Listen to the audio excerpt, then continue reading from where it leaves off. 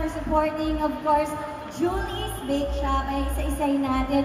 Kim Pao, Greenheart, Kim Pao Universe, Kim Chu Global, Kim Pao Believers, Kim Pao, dami naman Kim Pao. Thank you so much. Alam mo, Miss Kim, Pao Republic. Napaka-active ng mga fans mo maglaro kanina dito. Yeah. Proud na proud sila naglalaro dito sa isang iba't-ibang challenges natin.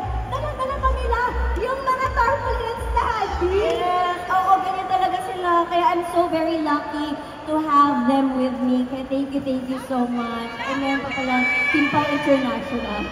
Ako, Miss Kim, personally, I'm also a Kim Pao at PBB Days. So palang inaabangan na kita.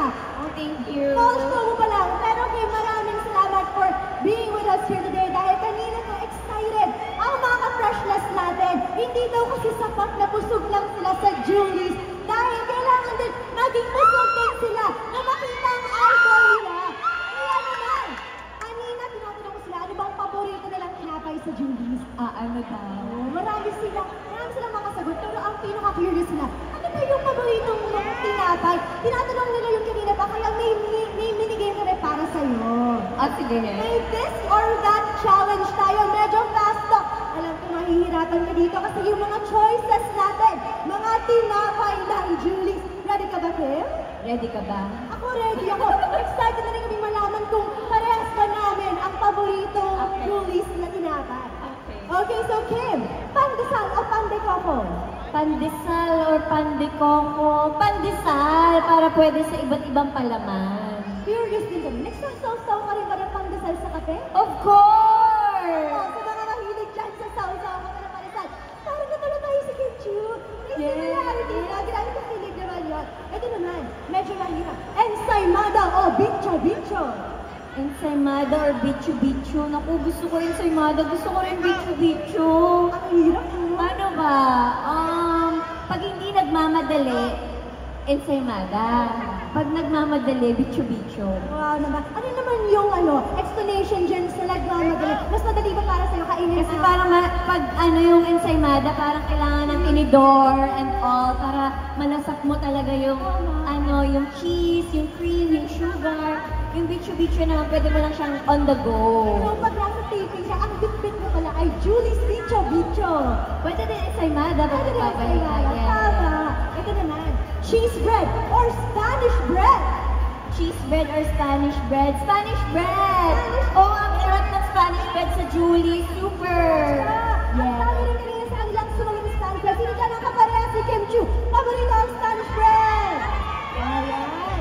Okay, dito, battle up with chocolate. Chocolate crinkles or chocolate chip cookies? Crinkles! Crinkles! At Yeah! tayo tanong natin sa chocolate chip or chocolate crinkles. And last naman, medyo mahirap din to. Violet cream loaf or choco waffle loaf? Alam mo, yan yung bago kong favorite ngayon. Ang violet cream loaf. Grabe na, kaubusan ko ng mga 4 or 5. Apat! Yes! Sa isang kainan. Kasi sobrang sarap siya talaga. Yung cheese, yung parang ube, tsaka yung cream. As in, try nyo, violet cream loaf. Alam mo ba, Kim, kanina meron ditong palaro. Paunahan silang makaubos ng 2 violet cream loaf. Sumali ako, piling ko nanalo ako. Sana, pilit ko rin mananalo ka dun. Pero marami sa kanilang busog na busog. Sabi pa nung nanalo natin, sabi niya, hindi pa raw sapat. Gusto pa raw. Yes, hanggang hanggang 5. Ganyan. Bobobusog. Grabe. Minsan yan yung lunch ko or dinner. Talagang ang Julie's Bake Shop, mapa-breakfast, lunch, or Yes. Grabe. Pero dahil nasagot ko yung mga this or that natin, kaya nasa pasunod na friend, gusto rin namin malaman, ano pa ang pinaka-paborito mong tinapay sa Julie's Bake Shop? Ang pinaka-paborito ko talaga ay yung Choco German. Kasi parang it reminds me of my childhood days. Tsaka yung binangkal. Kasi hindi pa man ako endorser or brand ambassador ng Julie's. Kinikwento ko na to sa kanila dati na katabi ng Julie's Bake Shop yung school namin.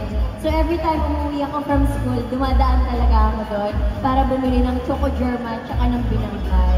Grabe, nakakatuwa naman. Talaga namang laki at batang Julie's. Yes. Kim Chu, palakpakan naman natin si Kim Chu, the biggest endorser Julie's for being with us and for really showing how much she loves Julie. Pero Miss Kim, very curious kami. Ano ba ang mga kaabang-abang sa Julie's at ano ba ang mga mensahe mo sa lahat ng ating mga ka-freshness, lalong-lalo na ang mga all-out supporters mo from your different fan bases? Yes, una sa lahat, thank you so much to Julie's for having me for today's event. And sa lahat ng mga franchisees na nandito ngayon. And to all my supporters, of course, na kahit saan ay nandun talaga. Thank you very much. And ayan, marami silang aabangan sa Julie's. Mas marami pang mga events na ganito ang mapupuntahan nila. Maraming mga deals and may mga pa-surprise sila. And magkakaroon din kami ng mga exclusive content ng Julie's Bread sa mga social media platforms ko. Kaya dapat abangan nila.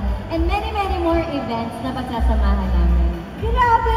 Kaabang-abang talaga at sobrang exciting! And meron din atang bagong flavor at bagong tinapay ang Julie's. Grabe namang daming kasama ni Kim! Thank you so much for sharing that. Kitang-kita kayong excitement ng lahat ng mga ka-freshness natin sa mga bagong flavors at sa mga aabangan pa nating events.